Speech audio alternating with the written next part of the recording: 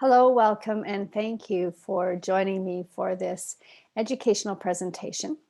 This is going to be all about trauma, awareness of trauma, healing trauma, and prevention. We're just going to touch the surface here. What I've realized in the past few years from my own trainings, from my own experiences, is that there is a lack of understanding of awareness when it comes to trauma and healing. And so I wanted to take some time to share a little bit just to bring some perspective, a little bit deeper understanding, and some awareness. I have two quotes here on the page. The first reading, "Trauma is not what happened to you, it is what happens inside of you as a result of what happened to you." And the other one says, "Who we are today is a product of our early childhood experiences." And if this doesn't make sense right now, it will by the time we're done. First, let me tell you just a little bit about myself. Um, I've done a number of different trainings. I've been doing a lot of my own healing and self work over the last 10 years. And I spent a lot of years working in the corporate world, in municipal government. And about 10 years ago, I made this shift into becoming an entrepreneur and focusing on just education and supporting people in their own healing journeys in a variety of different ways.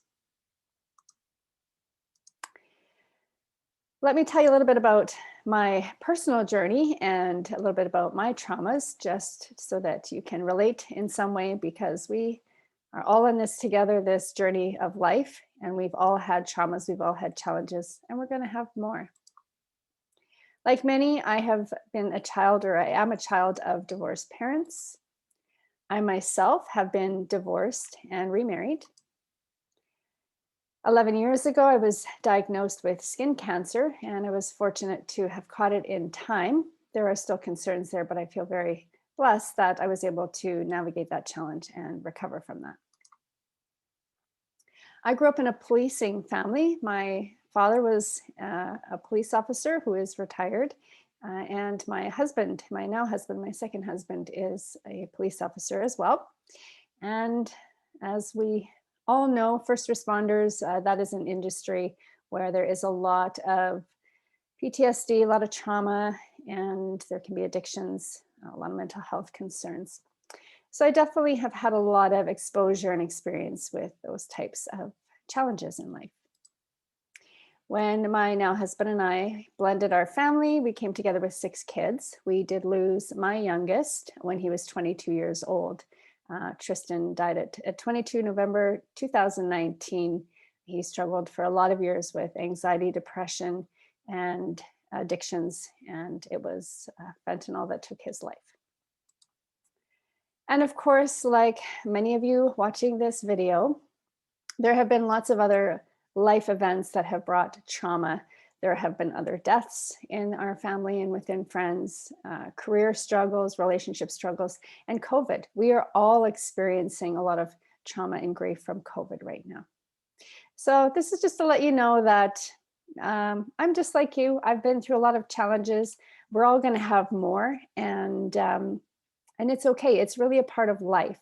The key is learning to, recognize a lot of these traumas that we don't recognize as trauma, and learn to heal from them, to manage them, and to better manage our future challenges and traumas that are going to show up, because we are going to have more. This is part of life. Let me tell you what I've learned through my trainings and my own personal experiences over the past few years. First of all, I can definitely tell you that healing can happen. I really noticed this, especially going through healing from the loss of my son. And I can honestly tell you that today I am in probably the best place I've ever been in life. I am fortunate that I had the tools, the resources, the actions required to heal and to recover, and found purpose in my suffering and my pain, which has brought not only my own deeper healing, but joy and opportunity to help others. And this is why I do what I do. Healing can happen. And I've seen it with a lot of clients as well. I've also learned that you have to do the work, and you have to do it every single day. It can be done. The work isn't hard. It is hard in the sense that it's difficult doing things that we're not familiar doing. What we're going to learn is that we've become very conditioned to see life a certain way, to think a certain way, and to react or respond in a certain way. And what you're going to see through this educational video is that those ways have not been the best ways. I've learned that we have to approach life in a whole new way, right? A lot of us, I think, can relate to the concept of we want a different outcome. We want something different, better, or more. Even if we're not in suffering at this very moment, we always want something different, better, or more. And if we want something different, if we want a different outcome, we have to do something different. And again, this comes down to learning how to think differently, to approach things differently, communicate differently. And those are the things that are going to bring us a different outcome, a better outcome. I've also learned that there are lessons and or opportunities that we can find in our suffering, in our challenges, in our traumas, and our losses, if you choose to look for them. It's easy to fall into a victim state and feel like, poor me. And there are times when we are victimized, where things have happened to us. But when we are in victimhood, it's because we are choosing to be there. We'll talk a little bit more about that as we go on. So not only did I find healing, but as I mentioned, I found purpose. And today I'm so grateful for all of my challenges and my struggles because it's helped me to become who I am today. And it's given me an incredible purpose where I can help others and teach others and support others. And that just continues to bring healing for me. And it brings a lot of joy and gratitude into my life. It led me to my purpose of healing others or helping others to heal. I'm not doing the healing, you're doing the healing, but I'm going to show you the way. Let's take a closer look at what trauma actually is and who has it. For many people, when they think of trauma or somebody who has trauma, I think we automatically often think of first responders. But trauma is the response to a distressing event that overwhelms a person's ability to cope with that experience. It's not just physical, but it's also emotional. So there can be different degrees of trauma. But something that might be not very traumatic for me might be very traumatic for you. And we'll take a closer look at this in a few minutes, but just take some time to look at this a little bit deeper and look beyond kind of the myths that we've and the stereotypes that we have been seeing and hearing and talking about in society. The myth being that, that it's first responders and people who have experienced extreme physical or, maybe sexual abuse. We often tend to think of that as trauma. And while that is very true, there are so many other experiences that can be traumatic. The truth is that every single one of us has experienced trauma, and we're going to experience more. Let's look at the basic human needs first so that we can have a better understanding of human behavior.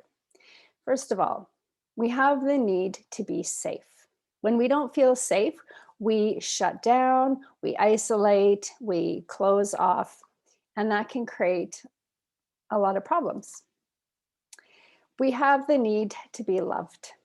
And when we don't feel loved, we can often go looking for something to replace that need. And it often isn't a healthy choice.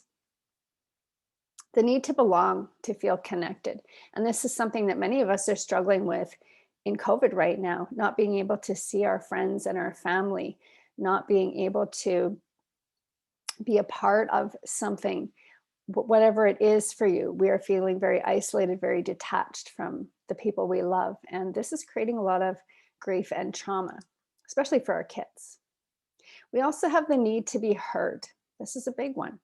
And we haven't been taught how to be good listeners. So we're going to talk about this a little bit more.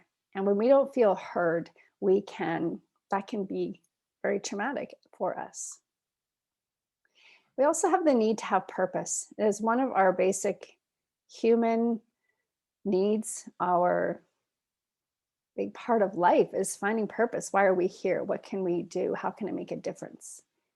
And we need to have these needs met. And when any one of these needs are not met, this can cause trauma or create trauma within.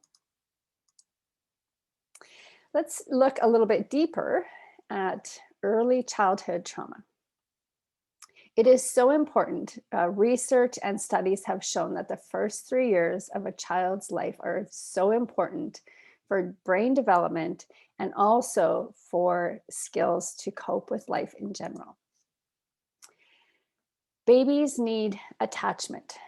Now, I want to take a minute here to clarify, because as we become adults, one of the things we don't want to do and that we try to teach from a coaching perspective is to practice non-attachment, right? We don't want to be codependent. We don't want to rely on other people or other things to determine our happiness or our success or whatever it is we're trying to achieve or manifest in life.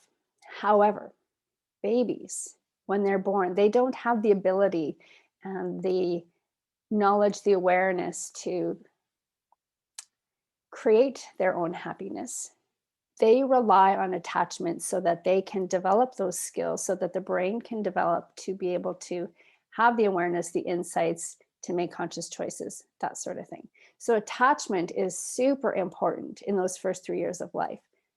As we get older, we do want to practice non-attachment, but I just want to mention that so that there's no confusion about that in case you are hearing as an adult that non-attachment is the way to go and we don't want to be attached. It's not the fault of the parent. Let's talk about generational trauma. So stepping back to babies needing attachment. So again, all of us, we need to feel safe. We need to be loved. We need to feel heard. We need to belong. Okay. And a baby's only way to communicate is to cry. And if you're a parent or if you've taken care of a child, you know it can be very frustrating, or when a baby's crying and baby's been fed and baby's been changed, you just don't know what's going on, right? But when we can have a better understanding that these are the needs that need to be met, we can recognize that, okay, maybe if baby has been fed, baby has a clean, dry diaper, there's another need not being met. Maybe baby doesn't feel safe. Maybe baby is not feeling loved or heard. So that's where this attachment comes in. There's no book on parenting that I have found so far. But what I've learned in the past few years is how to be a better parent. And I can honestly say that had I known 20 years ago what I know now, I would have parented completely different. I can't change my past, but I can help educate others to have a deeper understanding, a deeper awareness, and make better choices for their children. As parents, as humans, we only know what we know. And unless we know otherwise, in our minds, what we're doing, what we're saying is the right thing. Our intentions are good, right? We're not meaning to not meet the needs of our child. If we're told, well, if baby's fed and baby's dry, just let baby cry, right? And there are things that we have done as parents, things that we have said that, again, the intentions are great, but they've actually not been the greatest practices. It's not anybody's fault. It's all we know, right?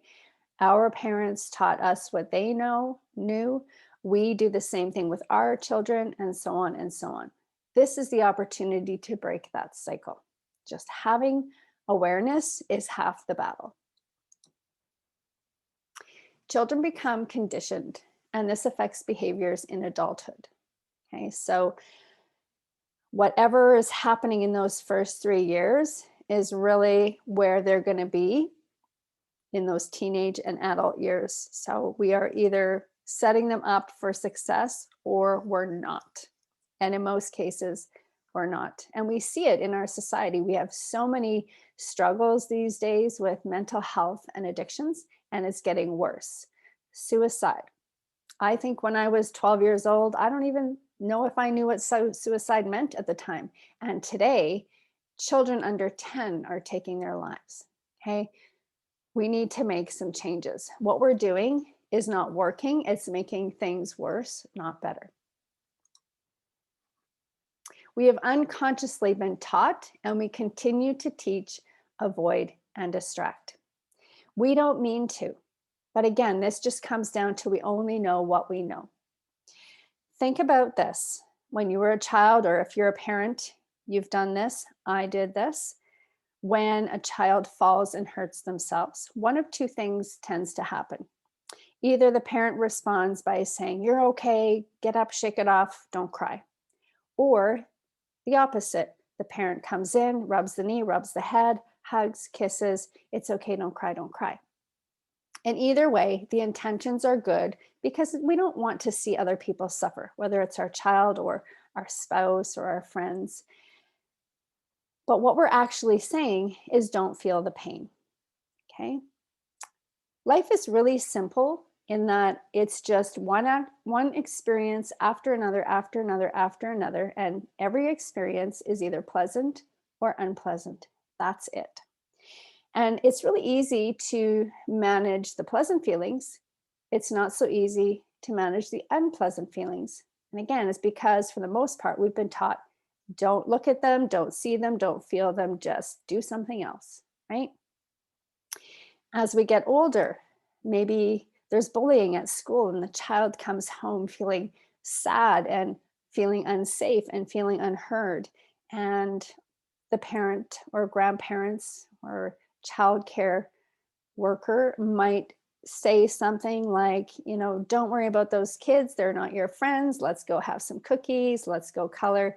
Again, we're trying to help the child not feel that pain, but we're actually saying, don't feel it. Just, sweep it under the rug, suppress it. It doesn't go away. As we get older, we turn to things like food, shopping, binging Netflix, scrolling social media, alcohol, drugs, right? We are so easily influenced. Think about how many times, even watching TV, whether it's a movie or a show, where the message is if you've had a bad day, you go home and have a drink. Does that fix the problem? No, right? It's a distraction. But we've been so conditioned to just do anything but feel any discomfort in life. And that's why we have so much inner conflict. I like to explain it like this to a lot of my clients.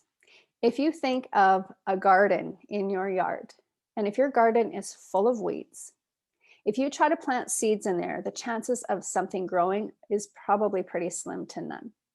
If you throw a whole bunch of dirt on top of those weeds, they're still going to come back and resurface.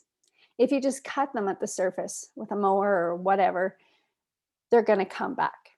Until you get in and pull those weeds at the root, you're never going to be free of your weeds. You're never going to have a clean, clear garden for new growth. Your body is the garden, and all of your unresolved grief, your past traumas, your emotions that you haven't dealt with are the weeds. And the only way to find freedom is to pull those weeds, bring everything to the surface, and clear that space. Even coming back to avoid and distract, even as adults, when we think about, and we've all done this, a friend or a family member maybe sharing something emotionally, maybe they've lost a loved one, maybe they've had a breakup, or maybe they've just been laid off and they're upset and they're crying and they're sharing. And the first thing we want to do often is give them a hug. We want to offer a tissue. And what I will tell you is unconsciously what we're saying by doing that is don't feel the pain. So again, we're teaching avoid and distract. And the best way for a person to move past the pain is to actually feel it, to connect with it, to share verbally how you feel about it so you feel heard. And that allows us to find that freedom to move forward. But by offering a Kleenex or going in for a hug, again, it just says, don't feel it, don't do it. So the next time you're having a conversation with someone and they're sharing and they're upset, don't hand them a Kleenex, don't offer a hug, just listen. We're going to talk about listening in a little while, but listen. Let them have that space and that opportunity to connect with the emotion, and to verbalize it. Once they've done that, you could say, would you like a Kleenex or would you like a hug? Then it's okay. But we need to change the way we approach these situations. It's from all of these experiences in childhood that causes trauma that tends, to result in us growing up and becoming people pleasers or to appear as needy or to be angry, right? These different behaviors show up, and it's a result of this unresolved grief. It's a trauma response. Again, we only know what we know, and awareness is key in healing, in anything with growth. Unless we learn to look at something a bit differently, learn to change the way we think or change the way we respond, we're never going to have a different outcome. But when we have that awareness, it's so clear. We can see it so easily, not only in ourselves, but in everyone else around us. Let's look at some other types of trauma. Of course, losing a loved one or a pet can be very traumatic.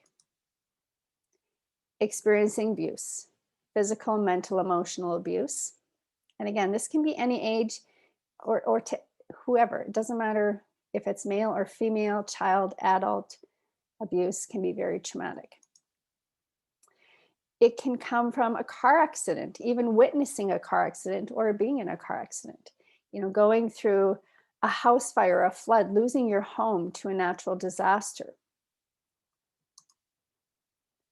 Physical injuries, we can experience not only the physical trauma, but there can be emotional trauma that comes with that as well. For example, if it's an athlete or even a child or an adult who has a favorite sport and all of a sudden there's an injury and they can't do that sport anymore, that can create a lot of emotional trauma. And then, of course, there's terminal illness and other health diagnosis, whether it's for ourselves or loved ones. And then any changes in familiar patterns and behaviors. So situations like divorce, graduation, retirement, COVID is creating a tremendous amount of grief, right? Not being able to see the people we love, not being able to do the activities we love. There are so many things, even with graduation and divorce, like those can seem like exciting things, but there can also be some grief and trauma with it, right? When you graduate from high school, it's exciting, but then there's this loss of connection to, the friends that you spent 12 years with growing up, and you're not going to see a lot of them anymore, or you're moving on to something else. Same thing with retirement. There's this excitement around it, but then there's this loss of a routine, loss of connection with your work family. So there's a lot of different grief and traumas that we just haven't even recognized them as that.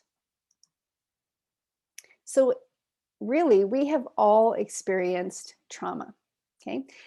All of us, even in those first 3 years of life, there have been times when we were infants, young children, where we had experiences where we felt unsafe, where we felt unloved, where we didn't feel heard, we didn't feel like we belong.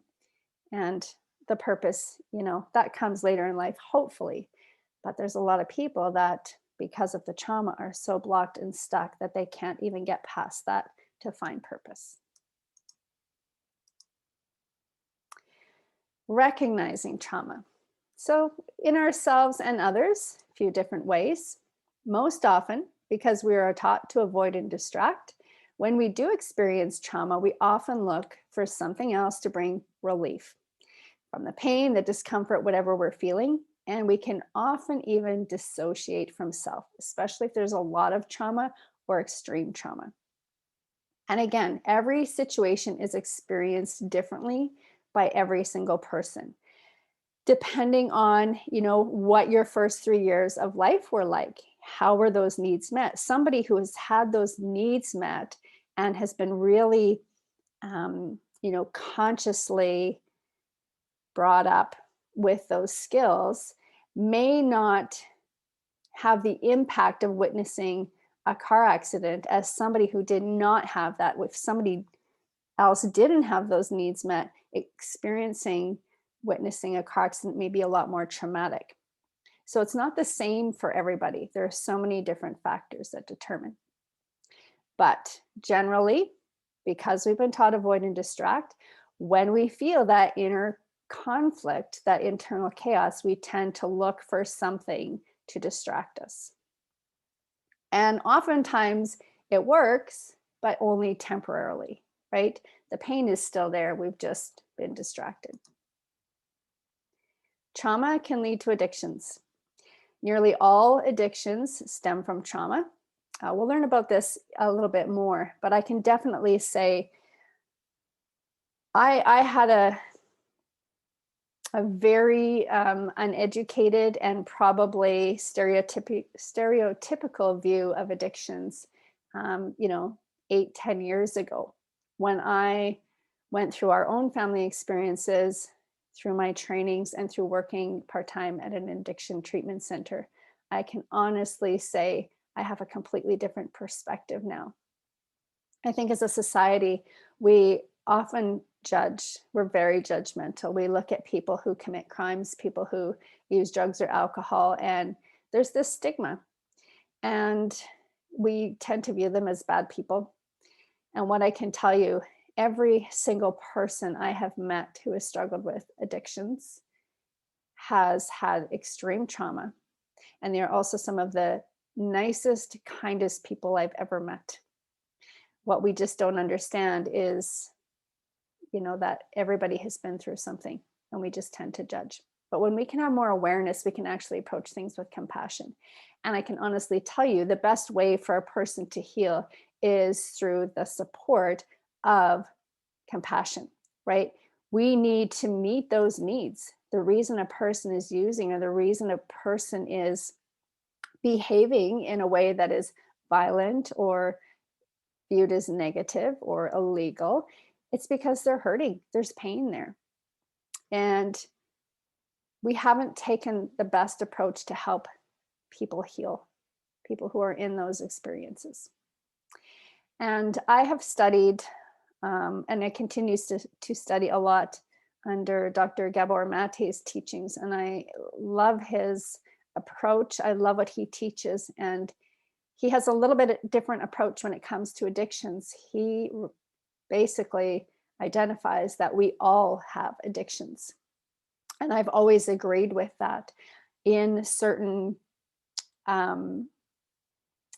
institutions, in certain areas of medicine, and in addictions, there are some people, some doctors that will say addiction is only related to drugs and alcohol. And the argument is because drugs and alcohol actually do affect the brain, whereas, compulsive shopping, compulsive gambling, or, eating your emotions doesn't. However, Dr. Gabor Mate says, anytime you constantly go to something else to relieve pain and discomfort, it's an addiction. We've all done it. My addiction was extreme exercise. That was what I did to not deal with my trauma and discomfort. So we all have addictions, whether it's food, alcohol, gambling, sex, social media, binging Netflix. We all have our addictions. So some of the behaviors when we have trauma, when there's this unresolved grief and trauma within us, our behaviors may include, but are not limited to, depression, anxiety, addictions, anger, violence, dissociation, isolation, self-harm, denial, extreme fear. So a lot of times we see this behavior all the time around us, and we tend to, again, get judgmental, and we think, well, why is this person being such a, whatever term we're going to call them. But when we can recognize that, okay, this person is behaving this way because they've had trauma, they have these needs that aren't being met, they don't feel safe, they're not feeling heard, we can approach them with a different perspective, with more understanding, and we can be a little bit more compassionate and accepting, and respond in a way that can actually encourage them to heal, rather than meeting them with negativity and actually forcing them or creating deeper feelings of feeling unsafe, feeling unheard, feeling like they don't belong. So again, awareness is half the battle. The other thing that's interesting in our society, we tend to label a lot. We diagnose people with depression, we diagnose them with anxiety, and we give medication and basically kind of send this message that, well, that's what it is, and it is what it is, and that's all it'll ever be. And at times we do need medication. But here's the thing: depression, anxiety, these different behaviors, they are symptoms of unresolved grief, of trauma. If we get to the root and we deal with the root, the anxiety goes away, the depression goes away, or if it doesn't go away, it's easier managed and oftentimes without medication. Sometimes we need the medication so that we can do the work and get to that point of healing. But again, just another perspective to think about. Let's look at the avoid and distract behaviors. We see and hear this all the time. I'm going to pull them all up. Just keep busy, give it time, or time heals. Grieve alone, replace the lost. Don't feel bad, be strong. These are the things that people say to us, that we've said to people, when we're experiencing a loss or grief. They just keep busy, right? We become workaholics, or we work out like crazy, or we clean the house every day. It's anything to not feel the pain or discomfort. Giving it time. Time doesn't heal. It does if you take the right action in that time, but time alone is not going to heal. And the whole grieve alone. How many times were we told, if you want to cry, go to your room and cry? Or we told that to our kids. Or, boys don't cry. Or, don't cry, just be strong. And so then anytime we do feel like crying, we feel like we have to run and hide. And that's a wrong message to send. Again, it's saying don't feel it. Replace the loss. I can definitely remember this as a child, losing a pet to, we had a dog that was hit by a car. And I don't know the exact time frame because I was quite young, but it wasn't long after we had another dog that looked just like that other dog. And that isn't a way to fix the pain, right? If you look at it from a perspective of a human, if grandpa passes away, in 2 or 3 weeks, we're not going to replace grandpa. It doesn't happen that way, right? Don't feel bad. We should never tell anybody how to feel. We want to connect with our feelings, whatever they are. That's the only way to actually process and move through whatever we're feeling. So sometimes we need to feel bad. Sometimes we need to feel sad. Sometimes we need to feel angry. We need to connect with it. And we never know what another person is feeling, again, because we've all had different upbringings. We've had different influences in life, through our family, through school, through society. And we never know how someone's going to feel.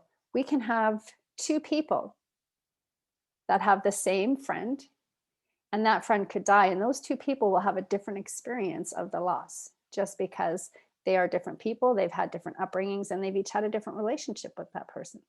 So we never, ever know how another person feels.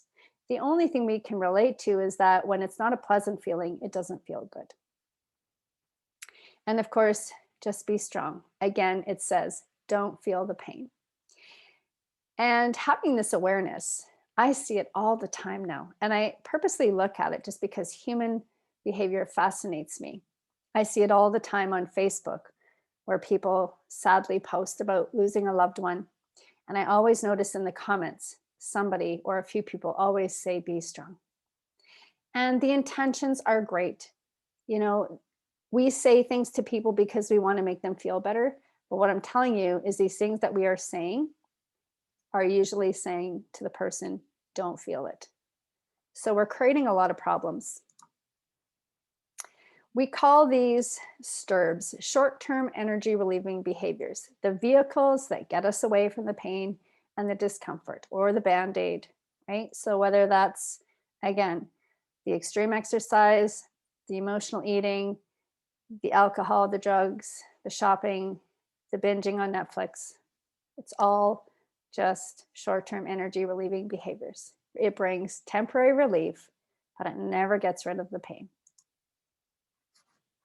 And again, this is what often leads to addictions, right? As time goes on, we have more and more experiences, and we're going to have more unpleasant experiences. And the more we bury and suppress and avoid, that pain becomes stronger and stronger. And all of a sudden, that food isn't cutting it anymore. It's not bringing that temporary relief. So we go to something stronger, like the alcohol, the drugs, right? And eventually, that doesn't even ease the pain either. And we get caught in that cycle. The reason I study all of this and share this is because I really want to break this cycle. There's two approaches here. We need to better educate people so that those that are already deep into suffering can find ways to start the healing process. And then the other side is this prevention piece so that we can teach our children better ways than what we were taught to break that cycle of generational trauma. Let's look at how do we support family and friends experiencing trauma. And I can definitely say I had a lot of practice in this, a lot of trial and error. I found things that didn't work, and then fortunately eventually found things that did work. And some of my greatest learning was through our own family experiences. And although they were painful at the time, I'm very grateful for them now because I have a deeper understanding, and it's brought me to healing and again to the purpose I have of helping others. So what I've learned, you cannot control, change, or fix anyone or anything.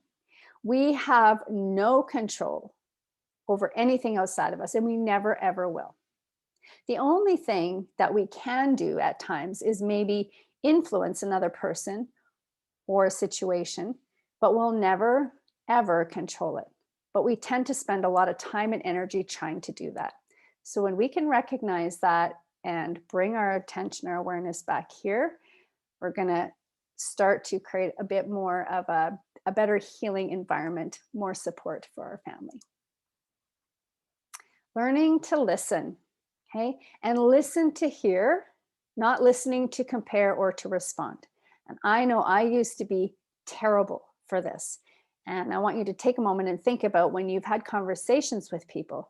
Do you find yourself, as they're talking, already thinking of a story that you can relate to, a similar experience, or you're already thinking about what you're going to say, the advice you're going to offer before they're even done speaking? Probably a lot of you. I definitely have. And again, we start to get into that pattern, and we tend to always respond that way. We need to learn to listen. Again, one of our basic human needs is the need to be heard. And if someone is sharing something and then we come in with our own story or suggestions, they're not feeling heard. Okay? Think about a time where maybe something happened, whether you got cut off in traffic or something happened, and you're just, like a bear that's been poked, that's been sleeping, and you cannot wait to get to work or to get home to tell whoever about this thing that just happened. We never approach that thinking, geez, I hope that person's got a solution for me, right? No. Do we want to hear about their experiences? No. We just want to vent, right? We want to be heard, and that's it. And if we're allowed that opportunity, what happens is that emotional energy then moves, and then we don't get that weed planted in our garden. We're free from it already. I learned this to my son. It was my greatest teacher, my son who passed away. He brought so many opportunities for me to practice all of this and so much awareness. I can remember a lot of times where he would phone me. I was that person he would call and cry and vent and share his frustration. And of course, over the years, I've done all of these different trainings and workshops, and I've read these great books that have brought insights and answers and solutions. So I would always have a suggestion for him. And one day we were talking, or he was venting, and of course I'm offering all these suggestions, and he says, "Mom, I just want to vent." And I realized, oh, Yeah, right. You just need to be heard. And after that, I learned to just listen. Listen, not to respond, not to offer suggestions, just so that he could be heard. And sometimes that meant just holding the phone to my ear for half an hour while I just did stuff around the house while he just vented. But that's what helped him to feel better. He felt heard. Okay. So a lot of times with our family and our friends, we just need to listen. Okay. And if you're going to respond, the best thing you can say is just thank you for sharing. I don't know how you feel, but I can imagine it feels pretty terrible. And I'm sorry. And I'm glad that you feel comfortable sharing with me. And please feel free to share with me anytime. That's it. That's all you need to say. Okay. So, learning to hold space and to create a sense of safety and trust. So, a lot of times if we want to help, especially the family, our friends that we love, we care about, we don't want to see them hurt. We want to do whatever we can to make them feel better. First of all, they have to want to do the healing, to do the work. And in order to do that, they're going to need to feel safe. They're going to need to feel loved. They're going to need to feel heard. They're going to have all of those needs met. And the best way for us to create that environment is to, first of all, to be calm ourselves, to not try to analyze or to fix, to just hold that space and to do what we can so they feel safe, so they feel that they can share with us, that we're not going to judge them, that we're not going to tell them what to do. The last thing a person who doesn't feel safe wants is to be told what to do. I learned this a few years ago, to remove the word should from my vocabulary. We may have the greatest intention by saying to a loved one, well, you should do this. You should read this book. You should do this course. You should go see this professional. When we should someone, it comes across very bossy and controlling. We're taking away their power. Okay. Right away, we're going to be met with resistance. I learned that when I removed the word should and instead offered options like, well, you could try this or you could try that, it gives that person the power to make their own choice. Okay, so they feel in control. When they feel in control, they feel a little bit safer and they're not feeling that you're coming at them so aggressively. So they start to get some trust there. So these are some things that we can do. Again, don't judge, accept, love unconditionally. It doesn't mean we're always going to agree with the choices or the behaviors of our family or friends, but when we can recognize that they are doing what they're doing and they're saying what they're saying because they are in a place of suffering, because it's a trauma response. Again, we don't have to agree with it, but when we can understand it, we can be more accepting and let go of the judgment and just love, create that space. And that's the best thing. And I won't guarantee you that it's going to create the best outcome because, again, it comes down to their choices at the end of the day. But that is the best thing that we can do. And what I can tell you is when you do that, heaven forbid, if something terrible does happen, like that loved one passes away, you won't have the regrets that you typically would about, I wish I wouldn't have done this, or I wish I would have said that. If you can always just approach them from a place of love and kindness, you're going to know that you've done everything you could in the best way possible. And the biggest thing, be patient. Okay. Um, again, ultimately, it's the person's choice and their own path, their journey, and they'll go through it when they're comfortable. And there's so many factors that determine that, right? But be patient. That's all we can do. And the other thing is lead by example. So do the things, take care of yourself. If you want your kids to not be stressed out and to not, go to the drinking or to the drugs or to the shopping or whatever it is, set the example, show them that it's okay to cry in front of people. Show them it's okay to feel this and that it's okay to talk about it, and show them healthy ways. Just lead by example. That's usually how a lot of us learn is through the examples of our parents. So you can help someone, but only if they are willing and open to help. But these are the things that we can do to help create that environment that will give them, or hopefully give them, the comfort and the confidence to start to do that work. Triggers. When a person is triggered in the moment, we believe that it's the other person that has caused the pain. However, the pain is actually our perception of the past. Okay, so often, somebody might say something or do something that really just, pushes our buttons. It's not them. Okay, it's this unresolved grief, this past trauma that we haven't dealt with. And we're always going to have triggers. But when we can learn to identify what our root cause of our traumas are and identify what need the trigger is related to, we can have the awareness, and then we can actually choose a different perception rather than just allowing us to go back to that initial experience and stay there. So we'll always have triggers. When we deal with the root, the unresolved grief, the triggers, they don't have the intensity of pain that they would when we initially felt it. So let me share an example. And this is actually an example that Dr. Gabor Mate shared in one of his lectures. And he's in his 70s now, and his history is his family were survivors of Auschwitz. His mother had to give him away.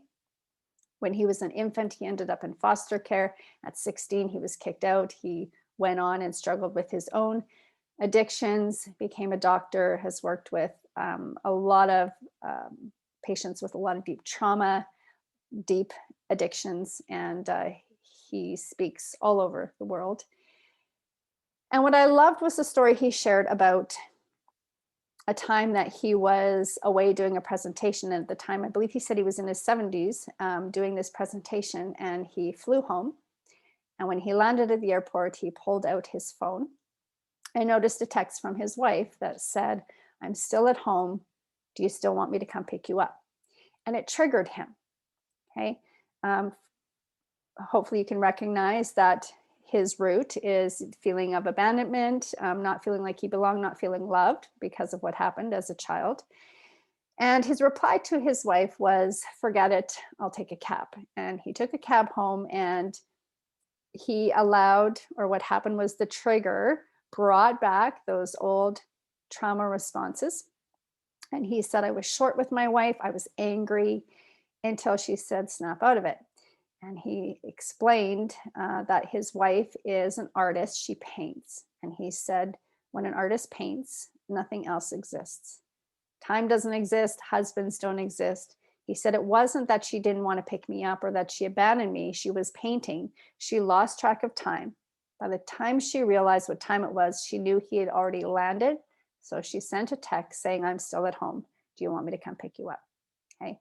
But again, his perception, because of his trauma, took him back and created this feeling of abandonment. But again, it's a perception, right? Because that wasn't the truth. That wasn't what she intended. So when she reminded him by saying, "Snap out of it," he realized and was able to shift into a new perspective. So he says, we can always be triggered, but he said the difference is, years ago, he would have stayed mad and been really short with his wife for a number of weeks, whereas now it was maybe just a matter of hours. So we can learn to better manage our triggers and have the awareness to change our perspective and to pull ourselves from that past experience and into the reality of it. So again, our awareness and our tools help us manage the chaos that we feel within and help us to shift that perspective. Because everything is a trauma response that way. We'll have them, but if we don't understand them, we don't recognize we're having a trauma response. But if we can understand it, we recognize it, and we can go, "Oh, okay, I know what this is about." And again, we can reset, so to speak. And we can also recognize this in our friends and family when they are having, a trauma response. Healing.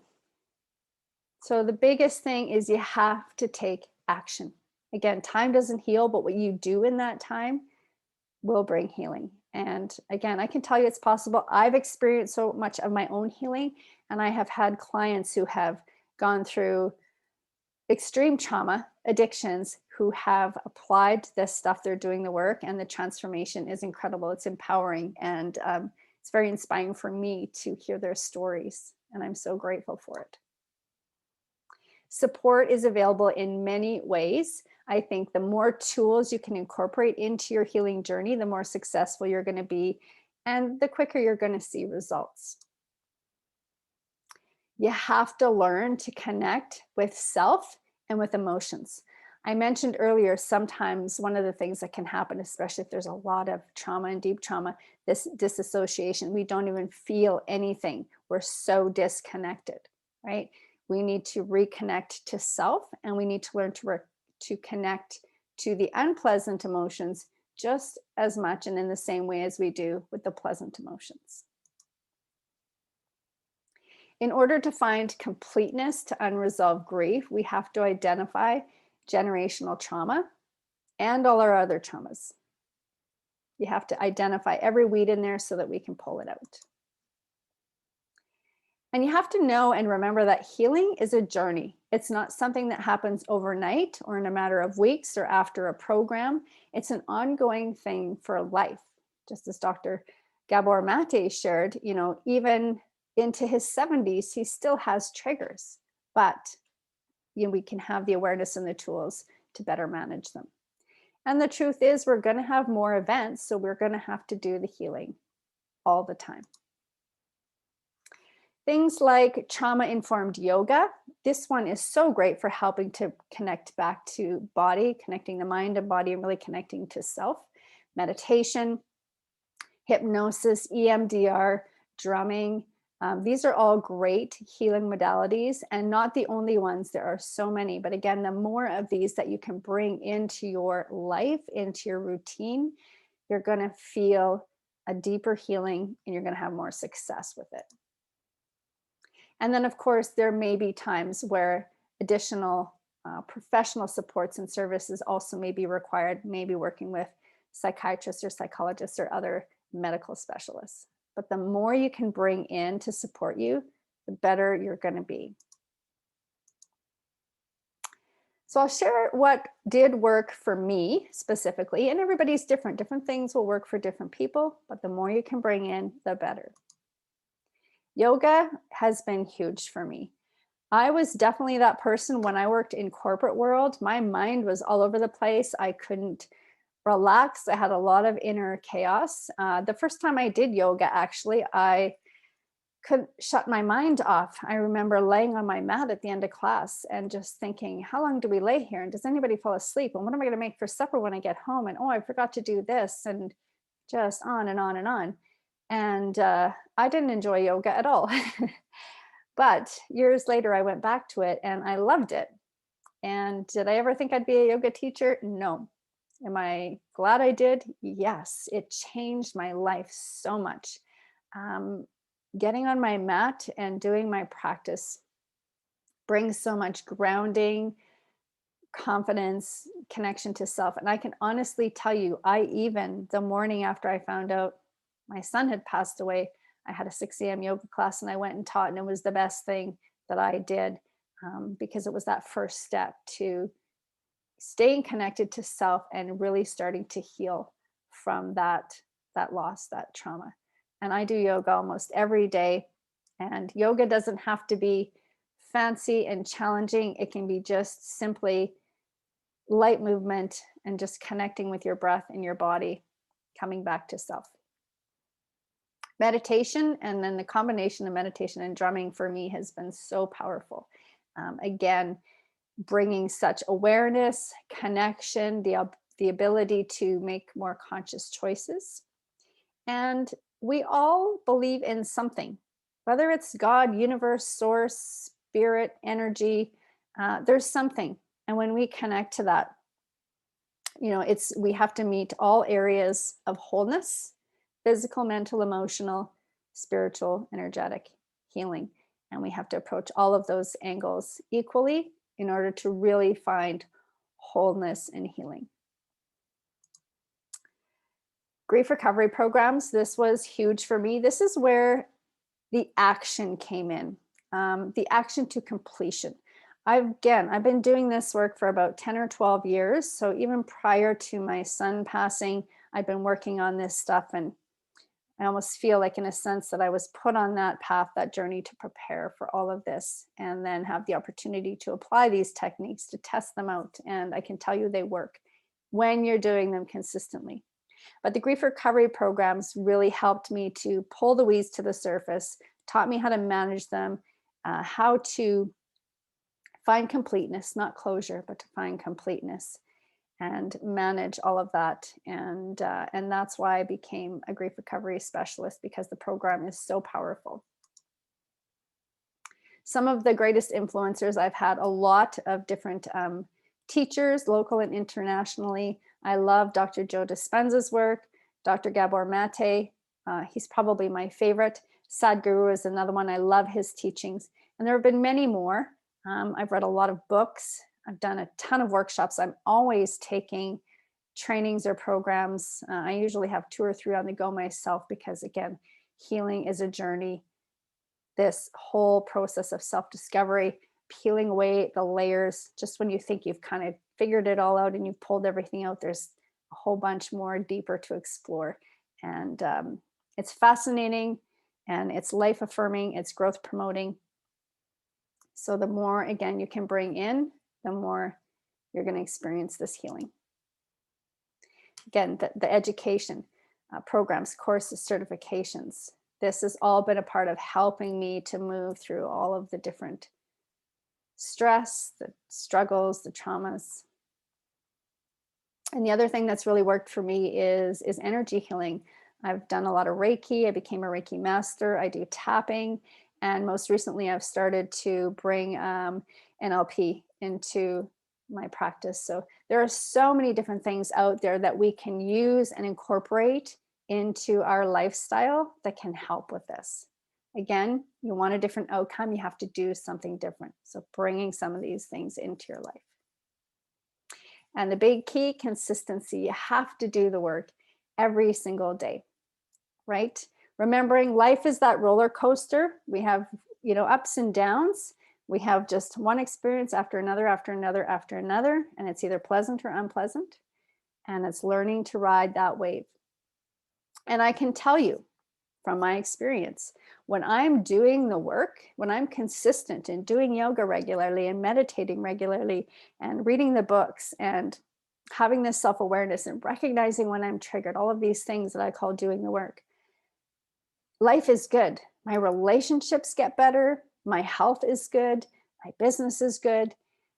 And then if I get kind of comfortable and I think, oh, I'll meditate tomorrow, I'll do yoga tomorrow, and I step away from these things, I start to fall back into those old ways, and my old thinking patterns show up, and my old behaviors show up.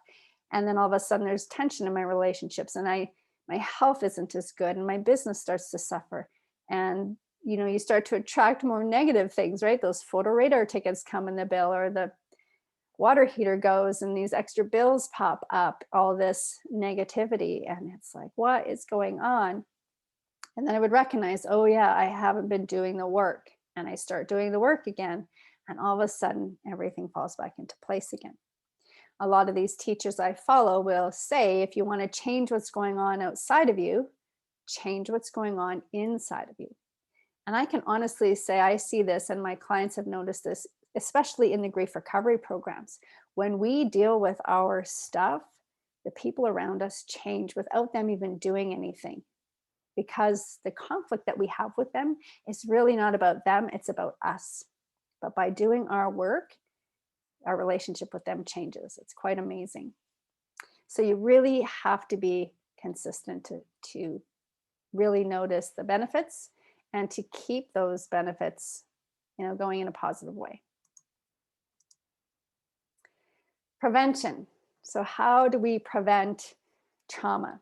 I don't know if we can. I don't think we can necessarily ever prevent it, but we can certainly reduce the risk, and we can better educate our children and ourselves and break the cycle of generational trauma. We can prepare to better deal with the next big trauma or conflict that's going to show up to challenge us. We must better meet the needs of our younger children, especially in those first 3 years, right? We need to make sure that we're understanding how to meet these human needs, to be safe, to be loved, to be heard, to belong, to have purpose, right? And recognize when those needs aren't being met and do what we can to meet those needs so that we can, again, better prepare our children so that they have better tools, awareness, knowledge, and resources than we have.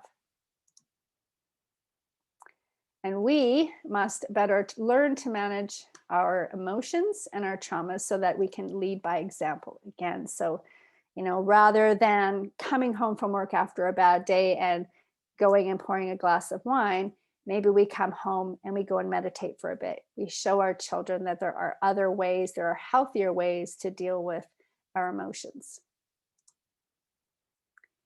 And again, just continuing to educate ourselves. We need to deal with our past traumas and our unresolved grief. We need to be more compassionate, more understanding, more accepting, and more loving.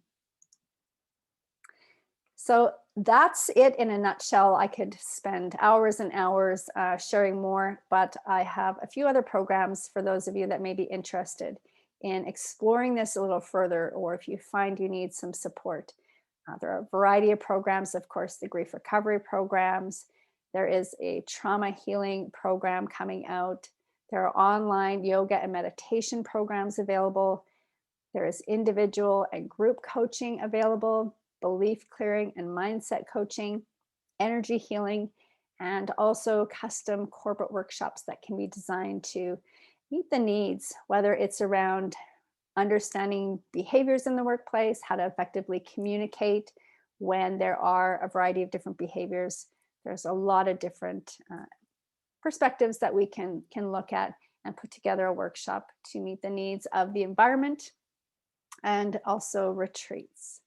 So thank you for taking the time for listening. I hope you found the information valuable, and I encourage you to please reach out to me if you have any questions or if you're interested in any of the programs or you would like some more information. I will include the website with this content as well as my contact information. In regards to healing from trauma by doing the work, I want to leave you with one last thought, and that is that I won't tell you that by doing the work you won't feel the pain, but I will tell you that you won't regret it. Approaching it from the path of pain is what brings us freedom. Thank you again for listening. I wish you all the best on your journey. And again, I'm here to support in any way I can. Have a fabulous day.